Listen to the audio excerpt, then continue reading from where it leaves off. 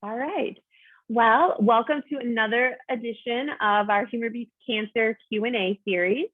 We're very excited today to have with us Sharon Brock, and she is going to talk a little bit about her cancer journey, as well as talk about her new book that just came out. Was it this week? Yeah, that's right. Yeah. Weeks ago. So we're very excited to have her. Thank you so much, Sharon, for being here. And so I think we'll just kind of get started. Kind of tell me, as I always call it, the cancer elevator pitch. Well, tell me about your cancer story. Like, how long ago did you have it? And, you know, what kind of cancer did you have? All that kind of stuff. Yeah, sure, of course. So I was diagnosed April 30th, 2018 at around 2:15 p.m. That's when I received that phone call. And it's wild because I was moving out of my house and in Venice Beach, and I was putting my stuff in storage and was planning this big travel experience in Europe. So I literally was leaving the next day when I got this diagnosis. And I had like all my boxes, all my belongings were in boxes all around me for the movers to come in the morning. And I'm like, I'm not going anywhere. Yeah. Oh my gosh. Yeah, so I was in LA, and so I got treated at UCLA Health, and I felt really grateful to have the opportunity to work with UCLA doctors. They were great. I had stage 2. I had HER2 positive breast cancer just in the right side, and it had advanced into my lymph nodes, but not quite stage 3 level. So like right at the cusp of stage 2 and stage 3. The tumor, I had like a hot dog or barbell shaped tumor. So it was like two tumors connected, kind of like those fighter jets in Star Wars, like that shape. Oh my gosh.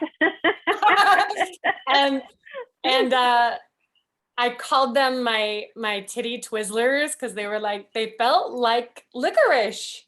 They felt like licorice. That's so funny. And so they were my two titty Twizzlers. And like we get to be funny on this interview, right? Yeah, that's the whole point. Yeah. So so the tumors took, because they were like two separate Twizzler shaped. It took like a fourth of my breast, so they had to do a full mastectomy rather than a lumpectomy, but that's fine. And what else about my journey? So I did the chemo first for the first 5 months, every 3 weeks. And then I had my mastectomy kind of midway. And then I had 7 more weeks of chemo every 3 weeks for a year. Okay. Yep. And the at the surgery, when they did the biopsy, like on the spot, they remove the tissue and they do the biopsy. Yeah. They declared me cancer free. They literally, this is funny actually. They found one cell. One cancer cell. One. Oh my God, that's so crazy. Like one baby cell just like hanging out there. A memo that they're not supposed to be there. So they essentially was like, okay, that one is like 0. And it was really fortunate because I didn't have to do radiation after that for that reason. That's great. And so you've been in remission since that time, it sounds like? Yeah. Okay. That's right. And so go ahead. No, I was just gonna ask you, I mean, so is there anything you kind of learned from having breast cancer, or anything that it kind of taught you that really like resonated? So in my book, it's really about like the journey of, or I'll just read you the cover, the Lovey Method, 5 mindfulness practices for the journey of breast cancer. Essentially, I'm a certified mindfulness teacher from UCLA, and I'm also a health and wellness journalist. And then I get this illness that affects 300,000 US women a year. And I just thought in my mind, this is my duty. I have to write this book. I have to offer these women, my sisters, these tools. And I honestly believe that it's because of my mindfulness practice that I did hours a day, at least 1 or 2 hours a day, that my chemo worked so effectively in those first 5 months. I believe that's why I was cancer free at the time of surgery. Wow, that's amazing. Yeah, because I really like, I guess this is to answer your question directly, what did I learn? Like the power of the mind, that when we're resisting something, like resisting going into chemo, our bodies tense up and we like, put up the shackles and the guard, Mm-hmm. and then that can lead to more side effects, right? And certainly more Mm-hmm. anguish and suffering, because we're like, we don't want this, we don't want this, we're fighting this, Mm-hmm. right? And so what this book does with these practices, it allows you to kind of release and dissolve that resistance. And in fact, I have an audio meditation that you can listen to while you're receiving chemo, Mm-hmm. to like when you're sitting in the infusion chair, to say like, it's okay, cells, you're going to get a visitor today, but don't be afraid, welcome it in. It's here to help you. It's going to save your life. And like Mm-hmm. just escort the visitor, be a good host, take it to the cancer cells, escort it out the body, and Nice. you know, try to like, don't go to the tongue, don't go to the skin, don't go to the gut, right? The other Mm-hmm. places where your cells, Right. where you have side effects, right? So, um, it just, the mind is so powerful. And, just the power of maintaining a positive, optimistic attitude, an attitude of gratitude, even while going through, the biggest challenge of your life. And it can, that mental health and positivity really directly affects the physical health and improves like it sped up my recovery from chemo and from surgery. That's probably the biggest thing. No, that's awesome. I mean, so how would you define mindfulness for those who maybe aren't aware of what that means? Of course, yeah. So mindfulness, to be mindful essentially just means to be present. And to have a mindful attitude means you're open and you're curious, rather than like judging and resentful and resisting, right? So like, let's say even you can work with your side effects with mindfulness. So let's say you're having pain in your intestines, like in your gut. So you would say, like most people would be like, oh, ouch, no, I don't want that. No, go away, right? You're resisting, you're reacting, versus if you brought mindfulness to it, you just observe it. I mean, we can go through the letters. You label it, Oh that yeah. health food label. Yeah, let's just Okay. use it as an example. So you're having, let's Yeah. say you're having pain in your gut after a chemo session.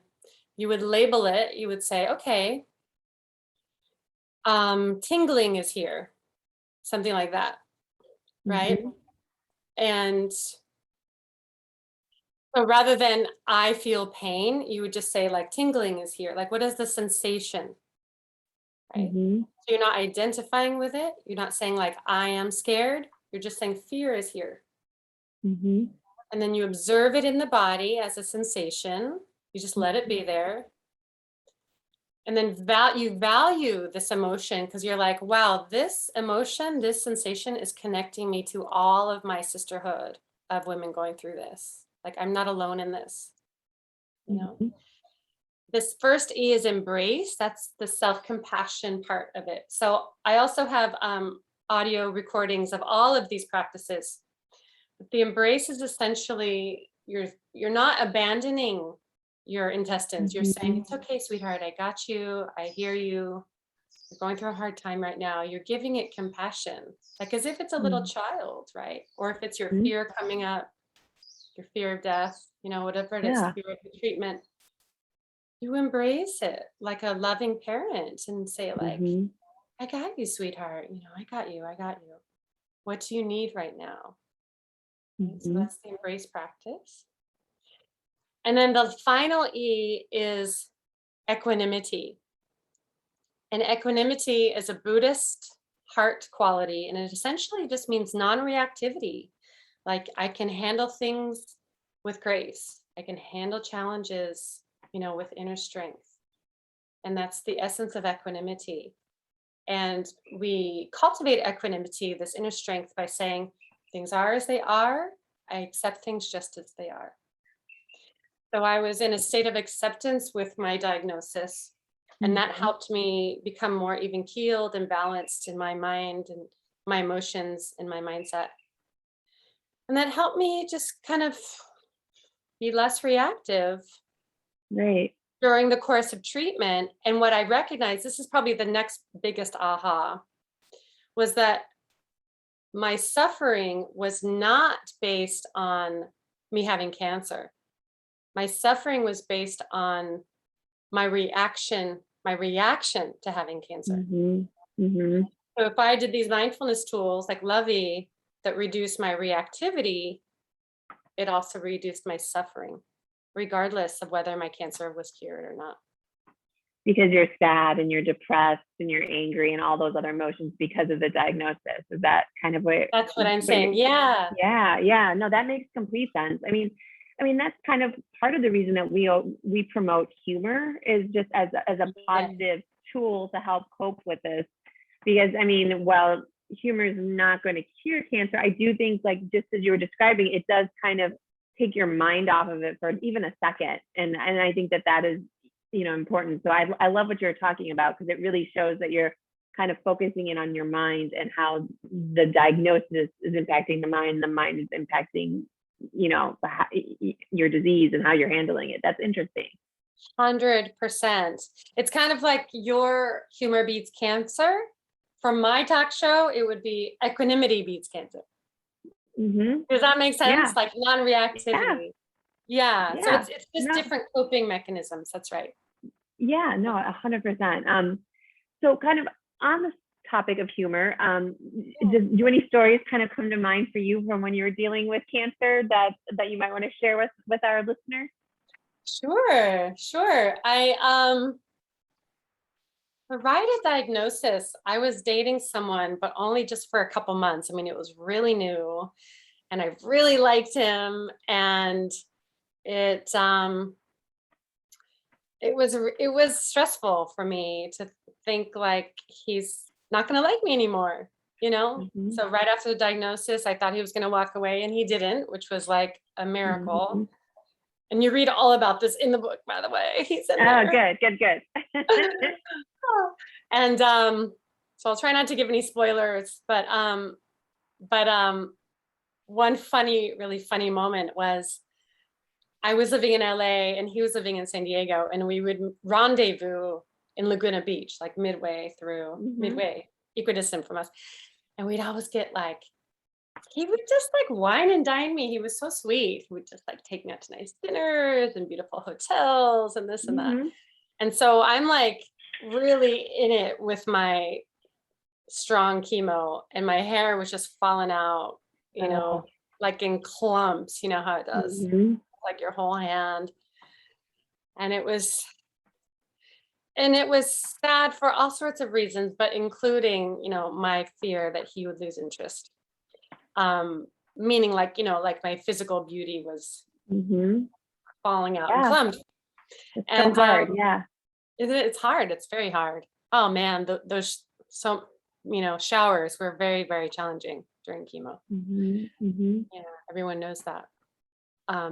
And so one night when we went back to the hotel, there happened to be in our room, there was 2 queen beds, and we walk through the door and we start making out, and we jump into the bed, and his hand is doing this kind of thing, kiss, kiss. And I look, and my hair is just everywhere on the bed. My God. Oh no. And I'm just oh, and I'm trying to hope he doesn't notice. And I'm let's go to the other bed. And there's a second bed. So we jump to the other bed, and we're making out, and I'm still no, his hands are all this. That's the worst. I know, right? You can imagine it. And then he's all hot and heavy, and I'm just and And I was just like, it's just too obvious. I have to say something. I'm like, in the moment, how can I make this into a game? And I said, okay, let's play a game. Let's play a game. Where else can you touch me?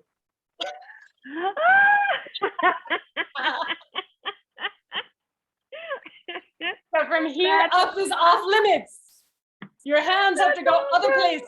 That's right. There's so much more body for you to touch. Right. You go for it, son. That's right. Where else can you touch me? So whenever he would go there, I'd be like, where else can you touch me? That is awesome. He sounds like he was a cool dude. That he was able to like roll with it and stuff. That's awesome.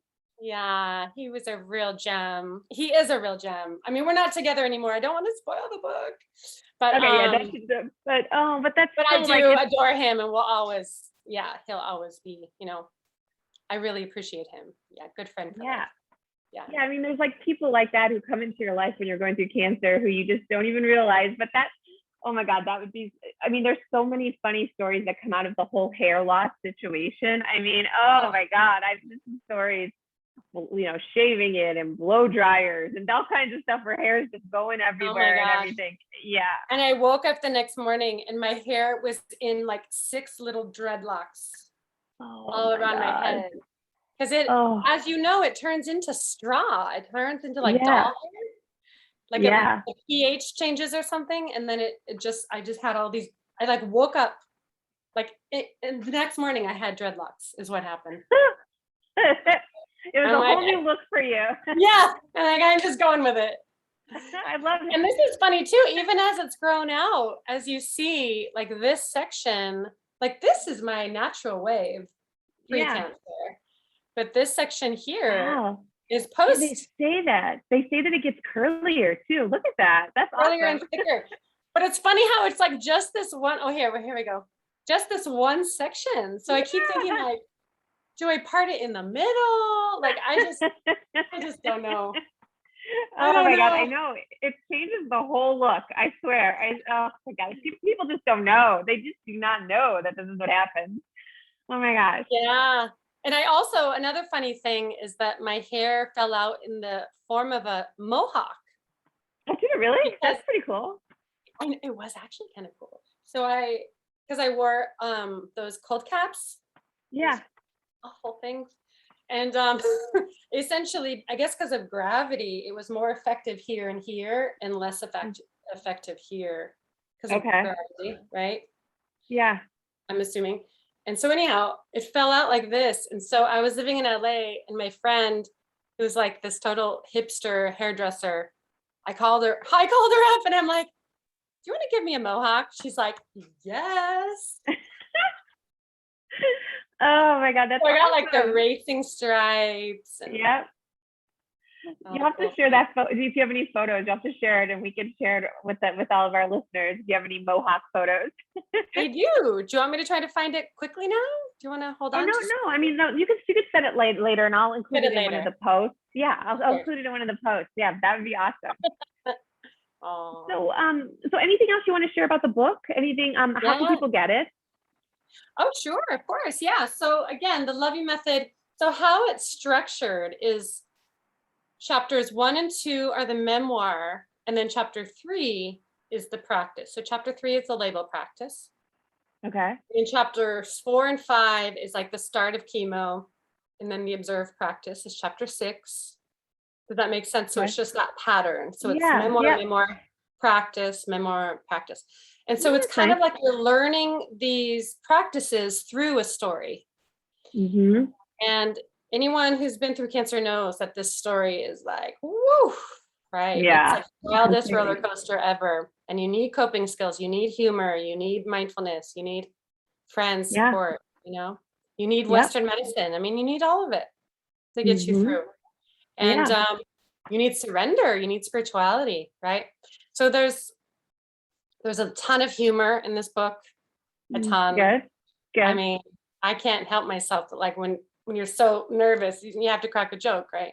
Mm-hmm. And and I also try to make the story uplifting. I mean, there's a lot of romance, there's a lot of funny things.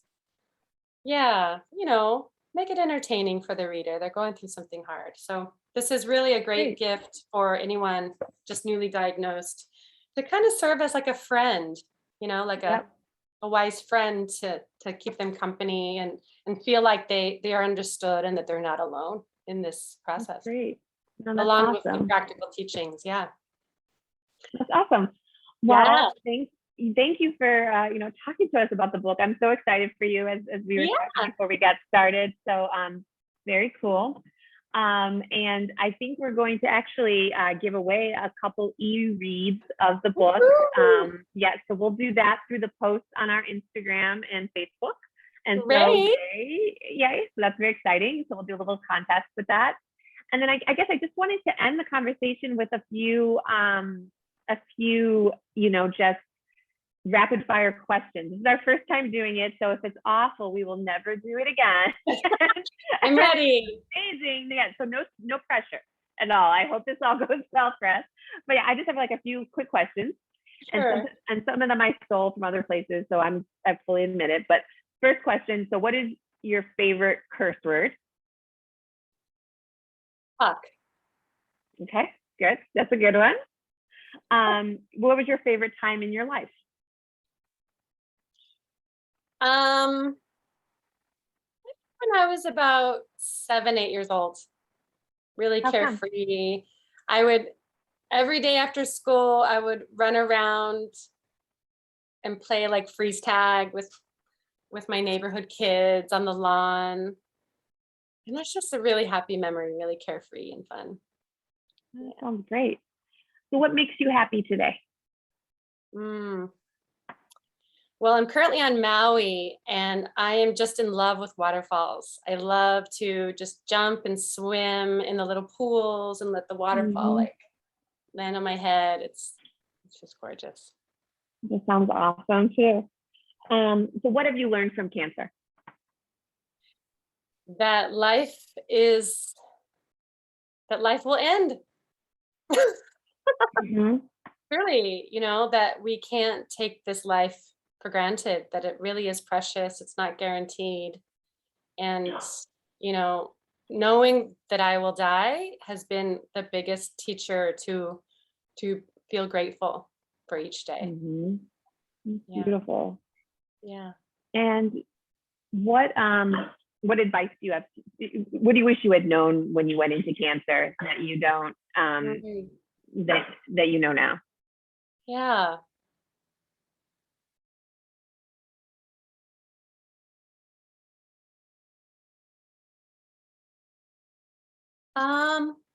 I would say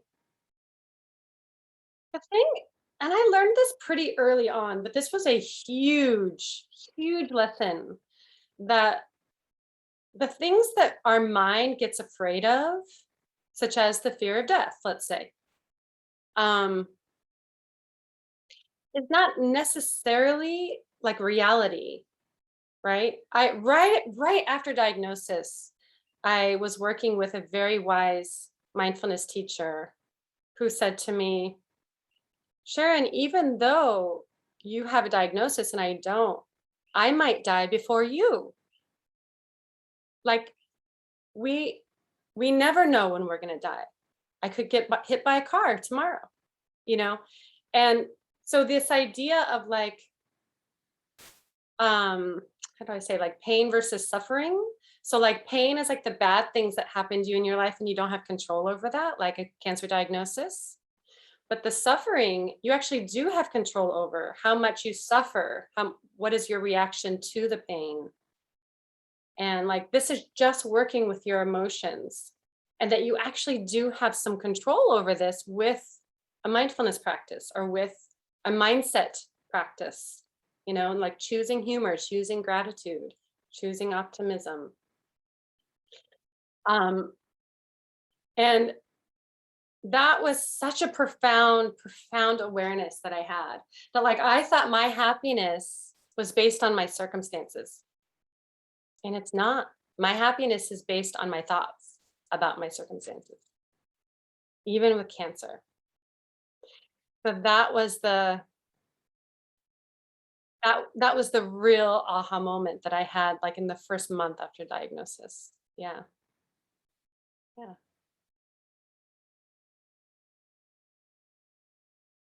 Oh, I think you're muted. There you go. Yeah, muting someone. You didn't hear my dog. Oh. I mean, that's like, I was just saying that's everything. I mean, what you just described is like, is the ultimate lesson. Cause it does seem like you're right that like, it could be anybody at any time could pass away or could, like and that if you concentrate on that, it's like you're trying to concentrate on something you have absolutely no control over and stuff. And Yes, so, yeah, it's that's really the discernment of like what you have control over and what you don't. It's the serenity prayer. Right? yeah. Serenity prayer. Yeah. Yeah. Well, that's all the questions I have. You did wonderful. Oh, thanks. Is there anything you want to add? Anything I didn't ask you? I mean, I just hope that my book both serves like a friend, like a caring and funny friend, hopefully, in the memoir parts, and then also that the mindfulness practices serve to bring some ease and comfort and strength to the process. And and it's both, you read it in the book and you also listen to it on my website. I have audios that you can listen to, the meditations. So would you like to know my website and where to buy my book? Yeah, that'd be wonderful. All right. So you can, if you go to Amazon.com, you can just type in the Lovey Method. Even if you just type in, it's love with an extra E, should pop up. Right now, the ebook version is only 99 cents. That's great. So at the end of the month. And then, or you can also go to my website, SharonBrockMindfulness.com. Okay. SharonBrockMindfulness.com, and learn more about me and learn more about the book. And you can reach out to me if you want. Send me an email. Yeah. Okay. All of these things sound great. And we'll make sure we share this stuff too across our social media when we share the video. Oh, but thank you so much for taking time to talk. I mean, I loved it. Thank you so much. And I'm very excited about your book and about your journey and everything. So thank you so much. Thank you so much, Olivia. And thank you everyone watching. Feel free to reach out.